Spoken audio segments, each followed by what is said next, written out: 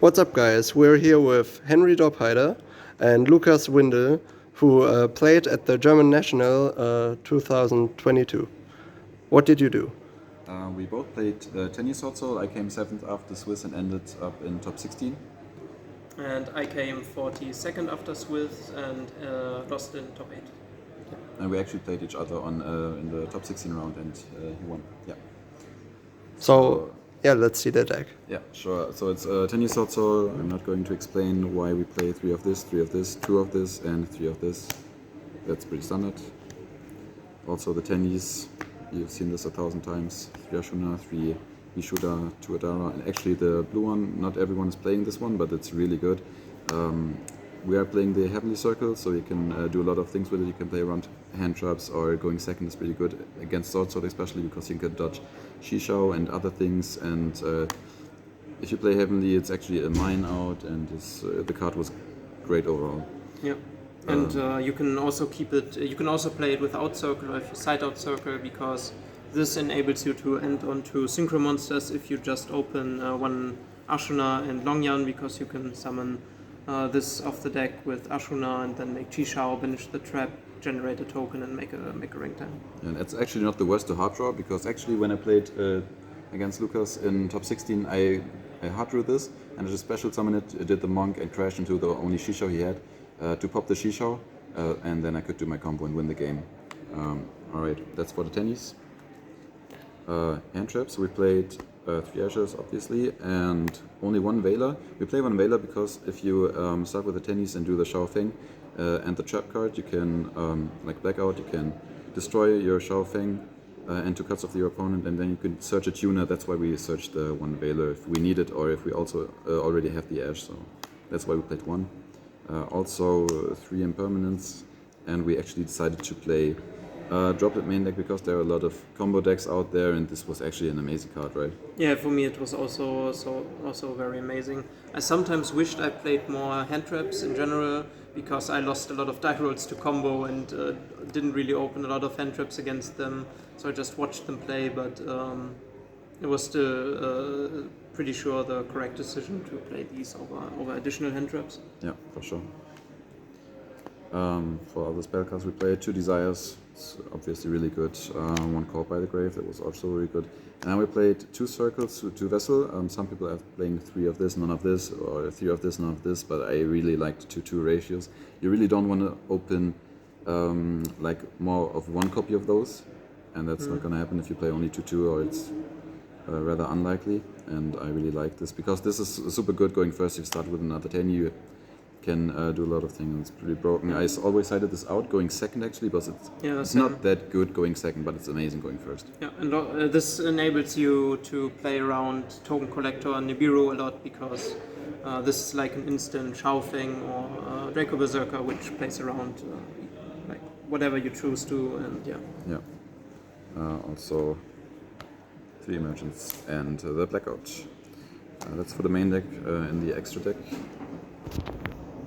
it's also really standard. Like 2 Shishao, the big Longyan, this one, 2 Baxia, 1 Yazi, the Shao Feng, the Baron, the Draco Berserker, and 3 Monk, 1 Shaman, and actually the Link 3 Tenyi. Not everyone is playing this, but I really like this. This is super good. You can make it with 1 card, Ashuna, and like pop 3 monsters if you choose to use 3 monks for it. You can also use only 2 monks and pop like 2 monsters, but this baits out a lot and it's really good, and it's actually a good card overall.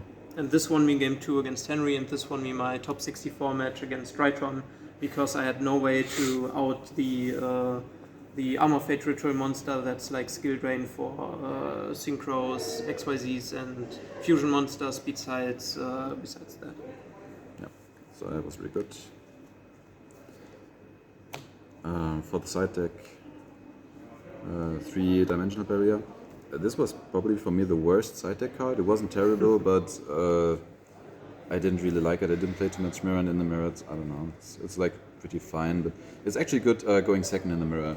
Lucas actually beat me in top 16 siding in this go second, because it was amazing. He got red reboot for my dimensional barrier, managed to remove all my spell and trap cards, and then he had to have this one, so I couldn't follow up anything, and he just OTK'd me in the next turn. So it's pretty good, but you can also play like other card like Rivalries or something if you wish. Also 3 anti-spell, and this card is amazing. It's won me a lot of games. It's really good. It's like good against almost everything. I like the striker. It's an auto win. It's good against Drytron. It won me a game against Theory and Punk. It actually won me a game, I think. Yeah, I like the card a lot. Yeah, I agree. The card was also really good for me. A lot of my opponents opened Droplet, so it wasn't as amazing because they just chained Droplet to it. But if they do that, they also lose a lot of value on the Droplet because they can't like play a card and then chain Droplet to basically get a free negate. And yeah, I would definitely keep playing this. It was a really good floodgate to side going first. Yeah. Next card is Ghost Mono. This is mainly for token collector. It's really good also against like combo decks if you want more hand traps because we're not playing that much in the main deck. And I really like this card. It was super good. It won my top 64 match because it was almost timeout, and I did this on I think a Looper, not a Looper, but Albion.